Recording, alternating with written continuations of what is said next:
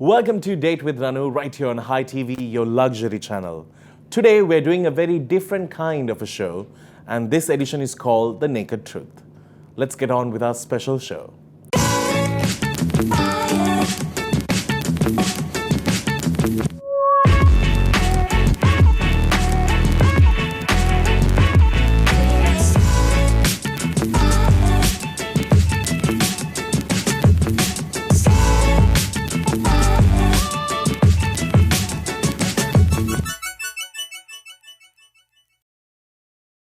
As my first guest, I have someone who I really admire. I've seen her on stage, I've seen her on the big screen. She has become the voice for those who are afraid to come out and speak. She can goof around, she can speak her mind, and she is very strong. And I'm happy to have Bumi as my first guest.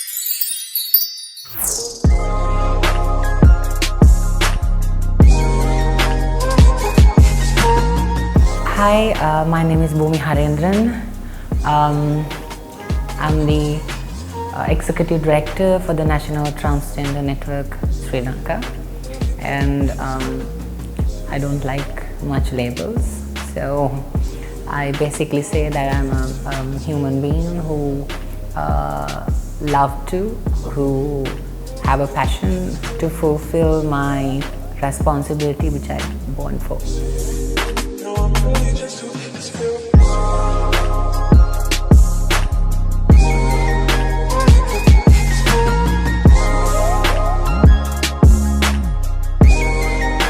I think it's really important to talk about real issues in entertainment industry or field, because it's a larger influence.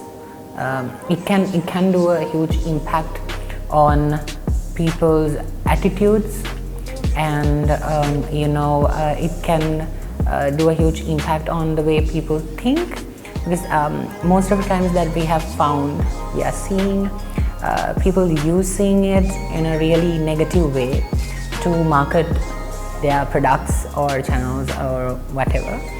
But I think it's a high peak time to talk about real issues, to show the real situation in our country, to rise as humans.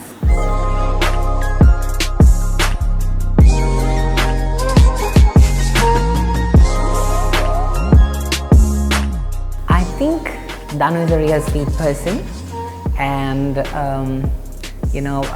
to be very honest, like I didn't have much opportunities to have a really close relationship, but we have done some work together. I really adore him because but I believe he's not a fake person.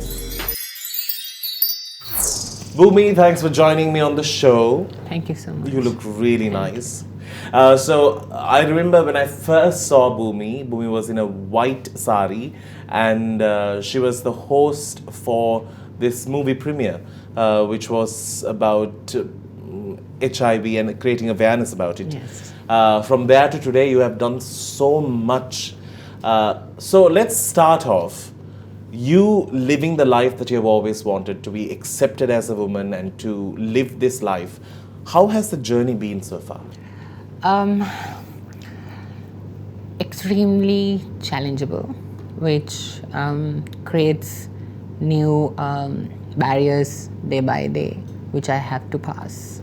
And it's sometimes it feels really tired of giving explanations to the society that who you are and why you became what you want, and it's really challengeable thing. It's kind of a challenging thing. Do people always question you, like why you made this decision? Exactly. Do they ever feel? Have you given an explanation, or have you now stopped? Actually, in early stage of my journey, I did. Then I thought like I'm going to record it.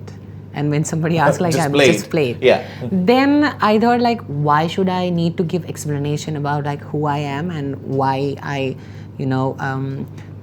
choose this path, Yeah. and like I stopped it because like people have their own choices. They have right to choose like what kind of a life that they want to have.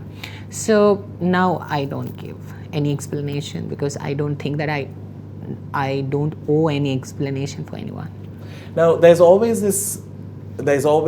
it the trans community, and then being accepted as a woman. They're two different things. Yes. How do you make one person understand that? Would you say that you feel and you felt as if you were a person who was born in the wrong body, or did you always feel that no, I am a girl? It's just that consequences made me in a different gender. For me, the understanding was a bit different in time to time. First, I felt something different, right? Then I, started like questioning myself and why when I'm reaching my puberty, I was questioning myself. So how early did you know in your life? This is kind of an answer that I always give, that there was no particular age that I realized this. Since my childhood, I followed Madhuri and the Bollywood actresses, and And you identified with them more than you will identify with a male figure. Yes, All yes. right. I had that attraction, but I never followed them. You found them hot. But. Yes, yeah. All right, there's one person who has really supported Bhoomi and who I am very, very fond of. I think today he scored 100 brownie points because he came in, I think, his home clothes, and I've convinced him to change into a sarong for the elegant version of Hans to come on a date with Danu. And I'm so happy to have him on the show.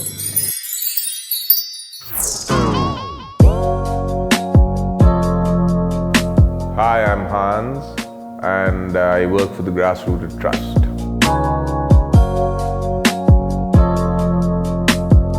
See, we don't talk about real issues full stop, regardless of entertainment, regardless of just our everyday lives.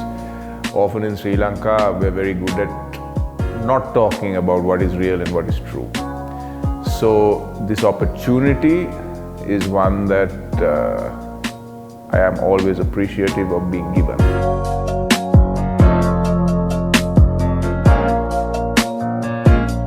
Danu, I love. Very simply, I think he's a wonderful human being, if you like. And at Grassrooted, we are always trying to move people towards having an idea about a human being rather than talking about a man or a woman or someone who is trans, but a human being first and foremost. And I think Danu epitomizes that, and it's wonderful to work with him, it's wonderful to be around him, and he always cracks me up.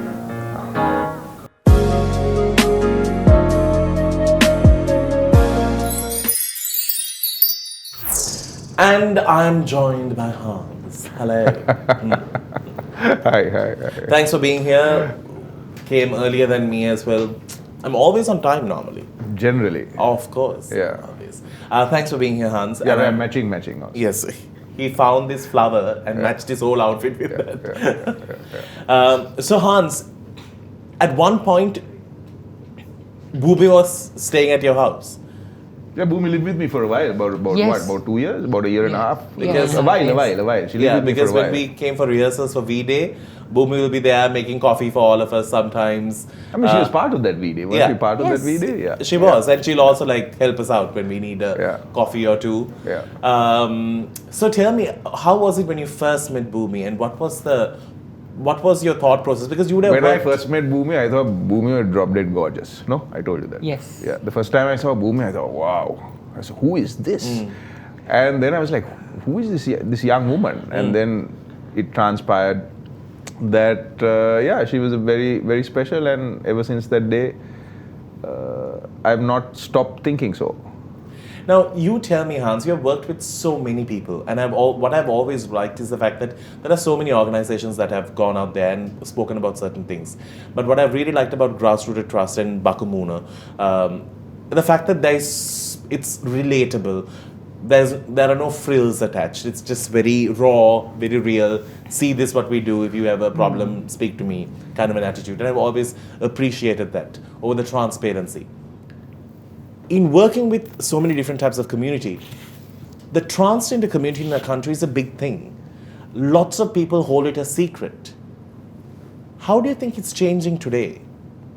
I think Bhoomi is probably a better place to answer that, but I think where Grassrooted is concerned, when we work with the trans community or people of diverse sexual orientation or sex workers or people who use drugs or whoever, our fundamental premise is one of human dignity.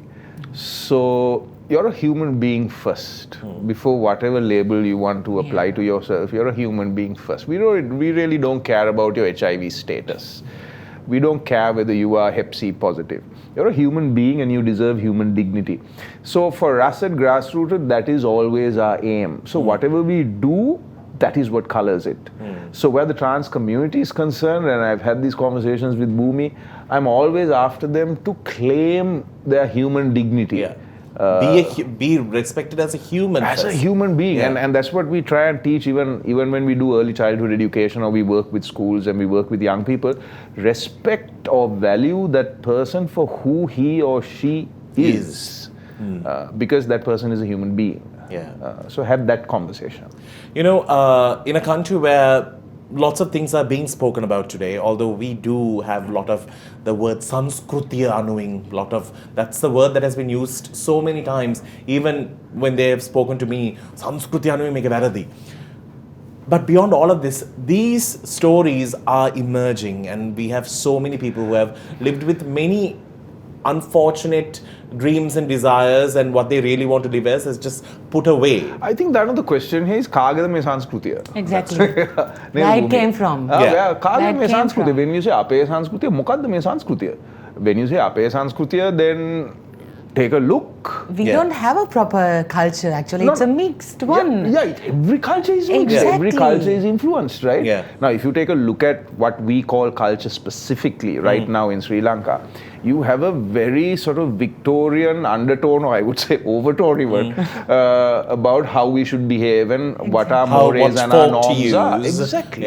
Right? So our mores and our norms are determined most often by our laws. And our laws, which continue to criminalize sometimes people like Bhumi, if you take the vagrancy ordinance, for example. I mean, those laws are from the 1800s. Of course. From Victorian times. I mean, we have to make sure that as a community, as a country, as a culture, that we move forward, we move beyond and not limit ourselves.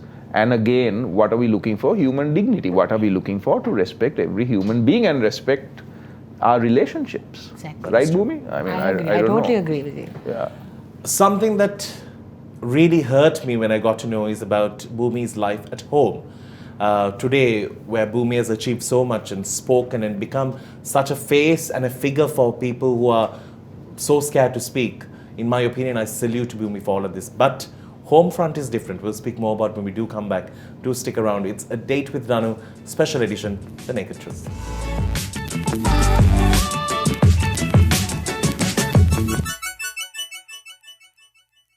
It's our special edition Date with Danu in conversation with Hans and Bhumi. So last year when I was speaking about Bhumi, I think Bhumi was rehearsing for a script and I was looking at Bhumi and I was talking to Hans, and Hans said, yeah, she has done so much of great work, but yet, you know, when she goes to see her parents, she has to still tape herself up and go as a boy. Leave everything aside, what does it do to you personally? It hurts me a lot because it pulls me back, because I'm talking to larger audience, I'm trying to do more sensitization programs to make people sensitive and aware about this, but what I feel that I failed, I mean not like failed, but into a certain point that I couldn't convince my mother. I mean, she's a very strong person. I mean, as a woman, I really respect that, and I have taken so many examples from her life, right? But like, still, she don't have guts. She don't have courage to face for not for the relatives, not for her sisters and her family, but Obviously, the for relatives see who you are, right? You are they so know exposed. exactly, they know who I am, and they have taken newspapers and show to her, see your I'm sure son they'll is show wearing this a TV sari show. and stuff. Yeah. But she's not still strong enough to Accept you as a daughter. it's Yes, got better, but no, only Bhumi? in the living area. But it's got better. Yes, I mean Got better. far more better than earlier. Now she's like okay to. I mean, recently I got an invitation for a Women's Day celebration, and we got 2 saris. Looks like same. So she wants me to wear that sari, and she also going to, as she said, she's going to wear that sari, and what she wants to go to that event with me. Oh, that's Right. amazing. So like Yeah. it's And she's far coming more for- better. She's coming to watch you on stage for the first Yes, time. yes. Yeah. I mean things And how's your becoming father better. in this? I mean, he's the one who accepted me first. That's amazing. But what he said, like, He accepted you for being what? Transgender or for your sexual interest? he didn't have any idea about it. Okay. But he was saying that go out of this zone and have your own life. I can't say don't do this and that because you have gone so far. You're not in our control. It's your life. Do whatever you want, but take care of yourself and be, don't make me, feel shame about it. Just Achieve what you have to achieve yes. no matter what you are, as a human to live your Yeah, best life. because you know why? I mean, from my childhood, I have seen as a trans community who always dancing on streets in festive seasons. Which is something I wanted to speak to you about. Yes, and labelized as who don't have a good behavior in public or in their private lives, who can't achieve in their lives. So exactly, I mean, recently I had a very close conversation with my mother. I was asking why you are now accepting me, not earlier. She was saying that I had a huge fear whether that you will become one of them. I mean, she's not insulting, but she was like saying that a person who don't have a personality or like a place to stay or like who don't have a job and She's who your will mum, so. Yes, I The understand fear exactly. of- She For her had that. well-being. Yeah, so For your well-being, that's about it. exactly. She thought that I will be changed if she's like asking me to leave the home. Yeah. But she was saying that, okay, you did something that convinced me to accept you. But like, to be very honest, I won't be able to accept you like 100%. But yeah, Work in progress. exactly. Now, Fingers crossed. Hans, something that we always say, okay, there's always a confusion between being homosexual, okay, labeled as gay or lesbian, there's transgender. Just because one person wants to dress up as a woman, that's cross-dressing. Somebody wants to be and be accepted as a woman, it's transgender. Am I correct? It's like this. There are 2 things here that we have to. You have to look at sexual orientation and you have to look at gender identity and gender expression. Right. So I would encourage your viewers to Google those terms. Sexual orientation, gender identity and gender expression. So gender identity or the idea of gender is anyway what? A construct. Right? Gender is essentially a construct. So as a boy you have certain boy roles and as a girl you have certain girl roles. Okay, so gender is a construct. So sexual orientation means who are you attracted to sexually, who are you attracted to romantically, who are you attracted to spiritually, if you like, right? So that's sexual orientation. So it's best not to mix these terms up, and it's best to learn. And I think if we're talking about respect also, respect is about learning who we are dealing with. And not giving in to the stereotype. And I think Bhumi's mum, her concerns are an example of how damaging stereotypes can be. So when we say respect each other, part of that respect is actually informing ourselves about what are the realities. Who are we dealing with? Not just someone who is trans. Now, even when we come to HIV, for example, people still don't understand that someone who is HIV positive cannot pass on the virus anymore if that person is taking treatment, as you well know, of course, as you suffered through last year. But that's the point, right? So we have to inform ourselves. We have to learn, and there is so much to learn still. And I think that is what not just we are attempting to do, and that is the wonderful work that Bumi is doing, allowing people to learn what this means, what this process is, and who we are as a culture and a people and the collectivity of who we are. As someone who has become the spokesperson for the trans community, do you like it or you don't like it? Do you feel that all this attention on you, and even today, when I wanted to find somebody to sit alongside you, you found it so hard to give a name. What is the pressing issue to come out and speak? So I think it's, as I said, it's a really challengeable, because once you sit in front of a camera and tell your story, it's the problem of the way people taking it. And as I believe that labels are for clothes and things, not for human beings, right? Good one. I mean, Good Bhoomi one. Harendran is a woman. That's the way how I introduce myself. But it's really feel tired when people always saying Bhoomi Harendran is a trans woman. Why this, objects and special introductions? I don't mind people saying, Bhoomi is a trans woman. Yeah, I am a trans woman, but it not necessarily always. You don't need to be defined by trans. Exactly. Bhoomi is more than just. So, I mean, now we have, when we are having discussions with community members and other, community-related members, they always say that, we don't need to drag unnecessary attention from the society and have unnecessary problems. Because most of trans women and men's important target is like going through this process, whether they want it or not, and become a socially accepted woman or a man, and get married to their lovely people who they love, their partners, and have a life. So specifically, sometimes they're saying that their partners don't want them to be exposed. Because so then they're having can't. Exactly.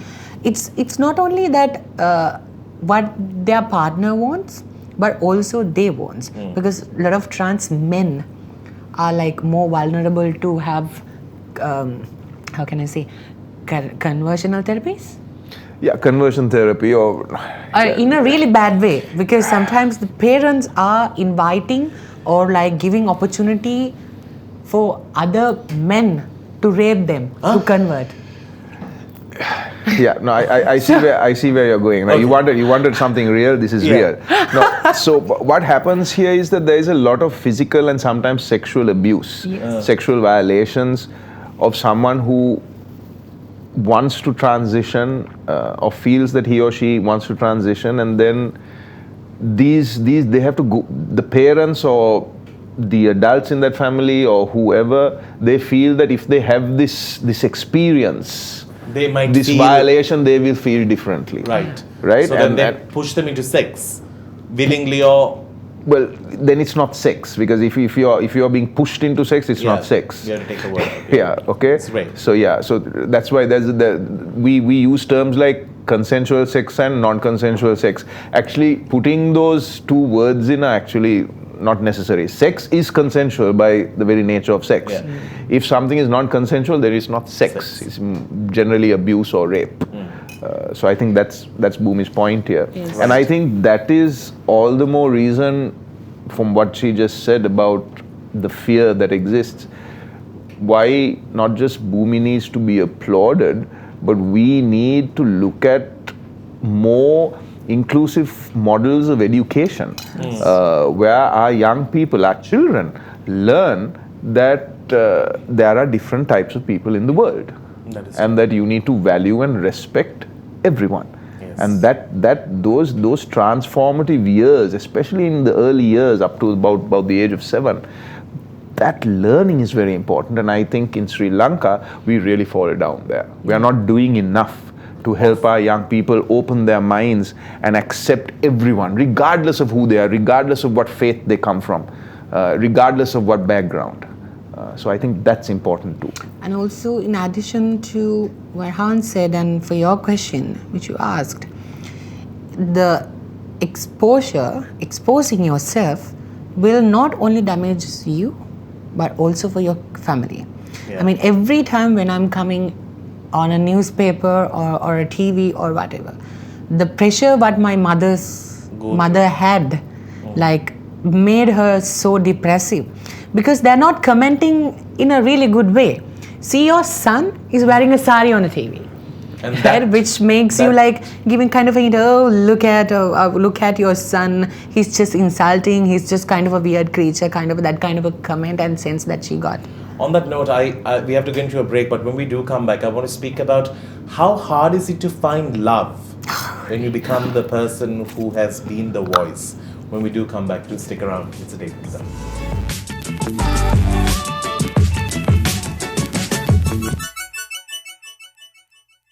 So how hard is it to find love is where we stopped. How hard is it? It's really hard. Why don't you answer that question? Ayo, it's very hard. I have literally given up. I just want to be adopted now. Like a pet. It's really, as I said, it's all about respect. So, I mean, when it's come to me, people always wants to have kind of a secret, hidden, very physical relationship. But do they see you most of the time as can do something and get away and will not talk about it? I mean, they think, because they think that, okay, I can have a kind of a relationship with her, which I can get fulfilled kind of a needs. And then if I walk away, that she don't have any, guts or like way to come and complain about it. So she will be, She'll be quiet. Yes, quiet and bear with it. Like, that What are happened quite the a lot most in my life. weird things that men have ever asked you? Can you? I don't even if you can. Okay. No, say it, because I just want to know, because sometimes when we see them from the outside, sometimes when we open their messenger on Facebook is where the truth comes out. Facebook profiles are very decent. Thank you. What happens in the message? What do they ask you? All about sex. Like, what can I give for them? Like, will they get satisfied? When it comparison to having a sex with a woman. So the biggest concern is like, will they get that same kind of satisfaction from me? Okay. And if Have they spoken to you about your physical, like what you can do physically? Exactly. Then, one day, a very well-known person, Oh, wow. I'm not going to mention the name, because I don't like to do name and shaming any how. So, That has been so interesting for me. so he was asking like what I have. Oh, And as body parts? Yes, what I have. Are they real, or can I feel it? Or like, can he feel it?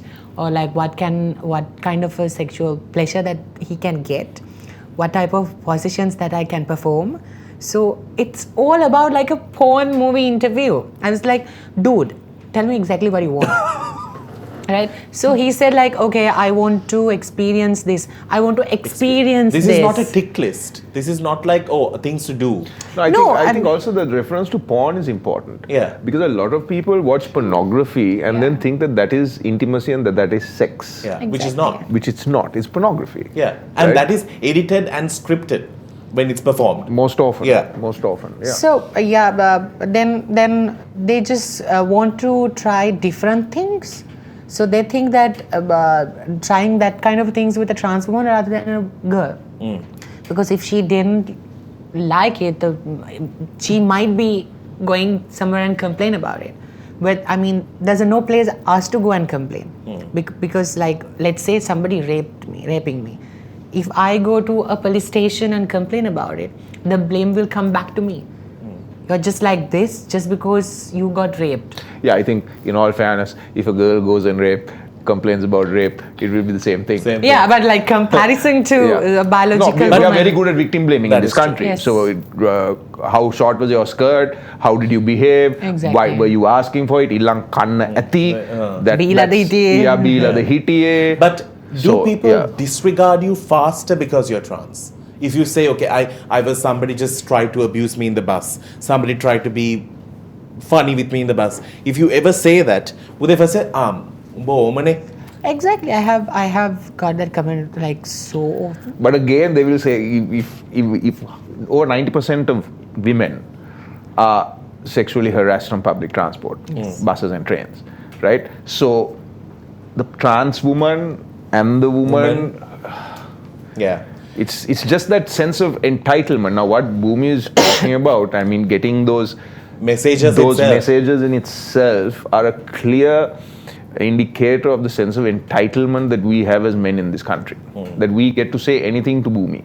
That we see Bhumi as deviant, and therefore we can say anything in terms of what our deviant thinking is, and our deviant wants are, and our deviant desires are. Right? So it's entitlement and it's patriarchy. That is true. Right? So that's what you are. Yes. Unfortunately, But I say with. that you are the person who lots of people will look up to personally and say, thank you for doing this for me. Amen. Because I was able to tell this story to my mom and dad and to my family and to get my life in order. But what I wanted to speak to you about is internationally, I watched so many videos before I did this interview for the only reason I wanted to be not offensive in any way, for the only reason sometimes we don't know what we might say, we can offend someone. Yes. You know, a word that Hans has always corrected me when I have said, like, you know, colloquially when we speak, okay, we'll say prostitution, and he says, no. Sex work. It's sex work. And these are because we have been brought up with certain words and we don't think so much about it. But it actually affects a nerve, and we need to respect that part. So that's why I wanted to be right about most of the things I'm asking, so I'm willing to, and the reason why I wanted Hans here is to guide me through it as well. So, But the point is, like, sometimes it's. I mean, I don't mind person using words, and he really wants to learn. Exactly. I mean, he accepts it. I mean, I recently went to an interview, and she pointed, Bhumi, correct me if I'm using wrong terms. And she like continuously did some, because like she used to use that word. So she accepted it and she changed her. But sometimes people do use the words continuously and consciously just to, you know, hurt. Target that person. It's, sorry. Now, today, if you ever wake up one day and think, oh, I just want to go back and want to live the way I was born. Have you ever thought of that? Never. But in case somebody thinks so, because internationally they do so much of counseling, they speak to them, they sort of go with their lives, go deep inside as to why, and they even tell them, okay, wait till you're 21, wait till you come to this stage to see whether you really want it. How is the support system in Sri Lanka? We have, I can't say a lot, but very few counselors who voluntarily supporting specifically transgender community. So when it's come to that kind of cases to us, we always refer them, because we had a kind of a risky situation which is still also going on, just because homosexuality criminalized in Sri Lanka. A lot of gay partners and lesbian partners coming together and discuss about this, and one person is agreeing to go through this process, which is a risk, huge risk. It might cause that person, committing to suicide maybe, right? Because this process is not an easy task. People think that, okay, if you have a money, you can go to the Thailand or Bangkok and you get changed. But no, because I might feel as a woman inside, but I'm not used to a female body. So I have to not only physically, but also mentally have to be prepared for that. So what we always advise and refer for counseling and psychiatric evaluation, which is sometimes overpowering on the process. I'm telling about the psychiatric evaluation. It's like overpowering and over-controlling it, right? We also done by the government. Government, the General Hospital, and also the Sri Lankan Association of Psychiatric. Right? So it's we have, But the problem is like people still not aware about it. I mean, they are not thinking about the mental health that much. It's just going through the hormone treatments and getting done the surgery and getting the gender recognition certificate from the hospital and go to the divisional secretariat office and getting your birth certificate, this and that changed, and get into the life. But it's they have not identified, they have not realized the human element to it. The mental health is really The important. process is there.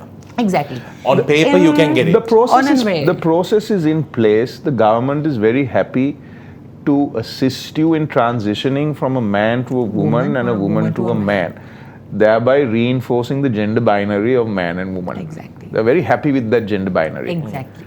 But the fluidity we are not very happy with. And Bhumi's previous point where, let's say, a lesbian couple, one of them then decides to go through the transition only to be with this person. Yes. Legally. Correct. Now that is painful. That speaks to the kind of legal reform that we require in this country with Section 365A, for example, where these things need to be looked at really, because they are really harming individuals, Sri Lankan citizens. So this reality is what organizations like Bhumi's have been championing for a long time in terms of the powers that be, if you like, sitting down and taking a very close and hard look at this in ways that are real and transformative.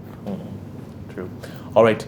Our final break. When we do come back, I'm going to speak about opportunities to work, opportunities to live, and what sort of drives the majority of the community to be labeled as they're not going to make it far in life because they're just going to be at some party dancing. These statements, when would it change? When we do come back, do stick around.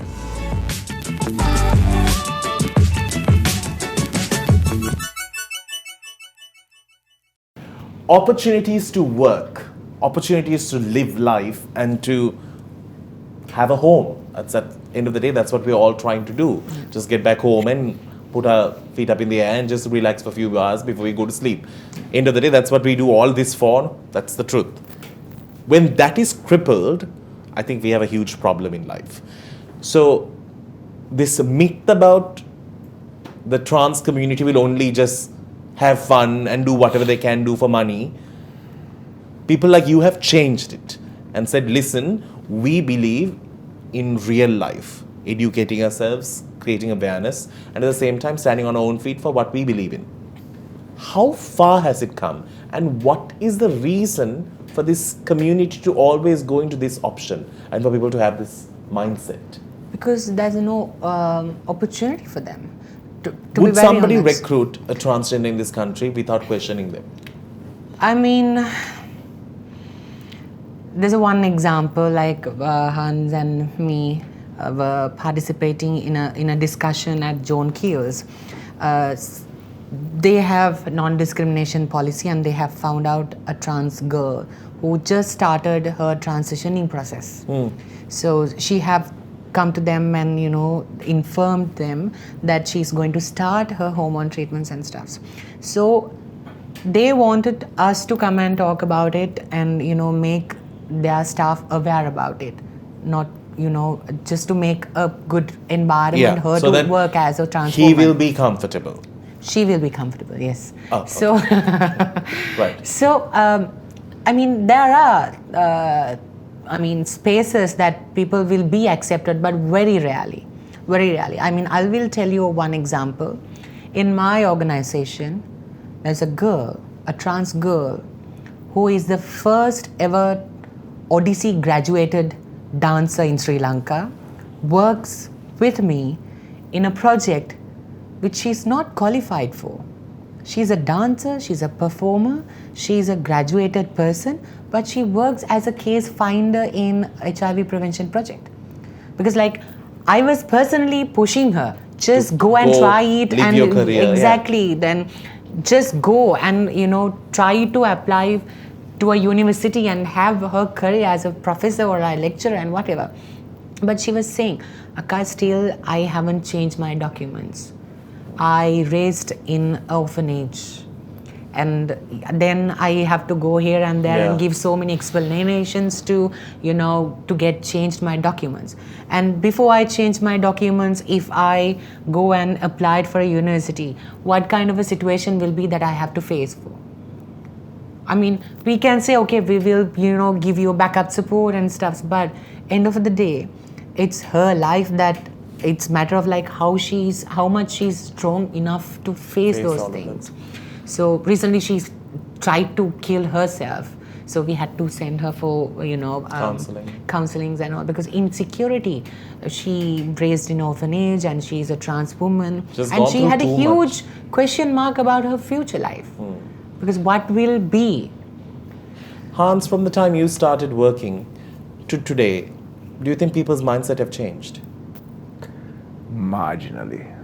I think for any, like I said, it's like a broken record. For attitudes and behavior to change in general, you need very robust education reform. And until we actually, all of us, when I say all of us, I even mean organizations that purport to work in this field, organizations that work, for example, in the field of HIV. All of us are looking at working with adolescents and adults because adolescents and adults are easier to access. We need to work with our children. And when we say work with our children, it doesn't mean that you go and talk about condoms and sex and reproduction with the children. It is about respect, empathy, consent, self-esteem, being sensible, about trust. It is about those very basic core values, concepts. Which could be applied in anything. Anything, towards anyone, right? And it is that kind of early childhood education model that we champion ourselves, and that organizations, multilateral agencies have to really stand up and do. Because otherwise, Danu, all of this is just a business. That is true. Right? Even development is just a business. Right? What are we doing? We're making money doing development, and what has changed in the last 30 years? What has changed for women in the last 30 years? Let alone this trans community which is suffering. What has changed for women? What has changed for women in the last 50 years? In 30 years again, we'll be talking about the same thing if we do not have significant education reform. So all else is, for me, just pretending, really. Exactly. Just reinforcing stereotypes and pretending. We're pretending. We are pretending to do something. We are talking and talking, we're having conferences, we are pretending to do something. What has happened? Any research will show you that education is what makes the change. And unless we gird our loins and do that, this system where we are turning out entitled young men from our education system, entitled young boys. Yesterday, boys from a leading school were arrested. Right? Why? Because they thought that they can jump into a girls' school. Why? Because that is tradition. What is that tradition where you jump into a school and you look around? Why? Because you can what? You can what there? What can you do there? Objectify further the woman, right? So if in this culture of Badua, Cal and all the rest of it, unless we change that, what is going to change for the trans community? What is going to change for women? What is just going to change for people in general? Nothing. Because I wanted to share an incident in my life which I thought one of the reasons why I have more respect to people who go through a social stigma every day. When I was growing up, I think, Hans, I've told you this story.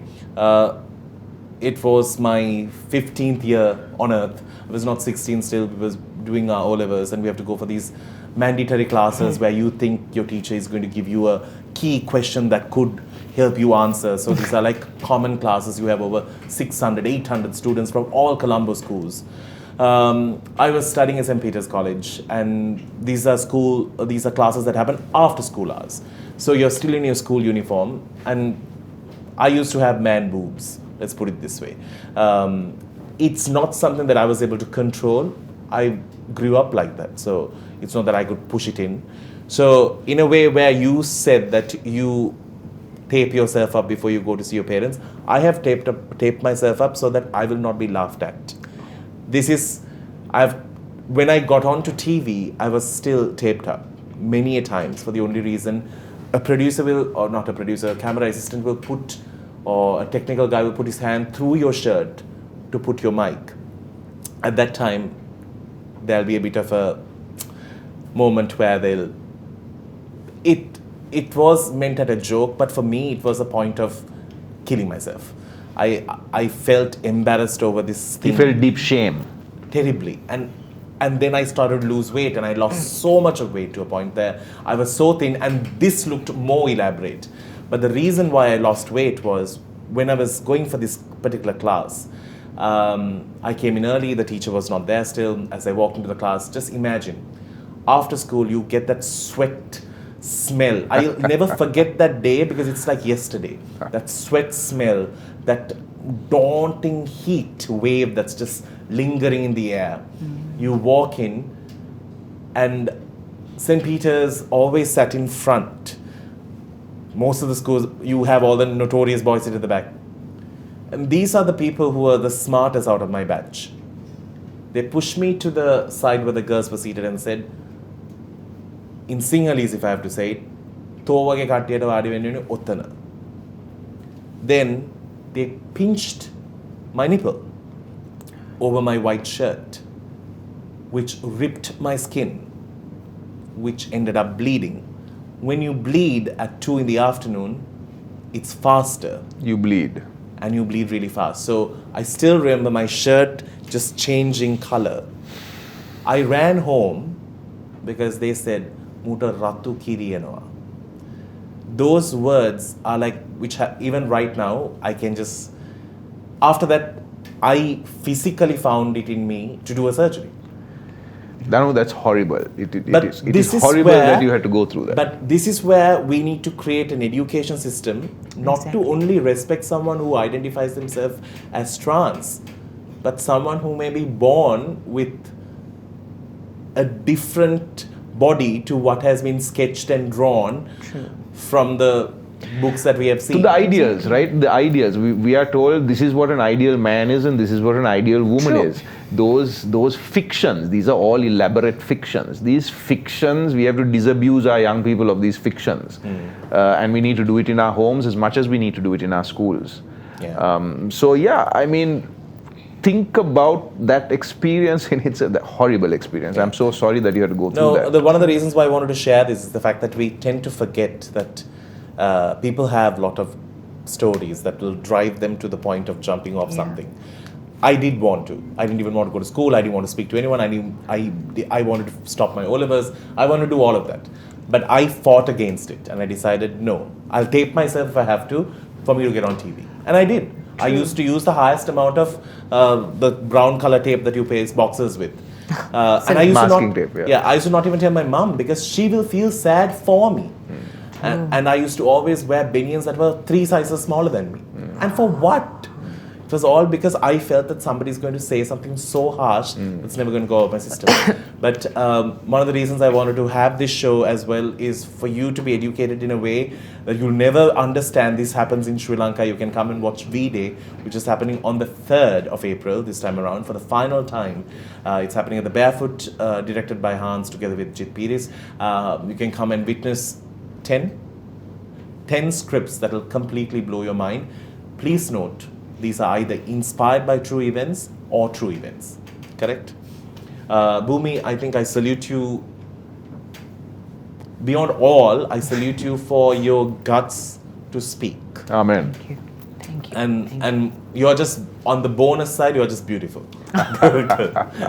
And I can't wait to see you grow. I can't wait for people to give you more opportunities to do what you're doing and on an easier platform. Hans, thanks for being you. Thanks. All right, on that note, we need to say goodbye. It has been a very special edition to Date with Danu. Sometimes shows like this mean so much and makes more sense. We will see you with another episode to Date with Danu as we go back to our usual flair. You keep smiling. It's a wrap.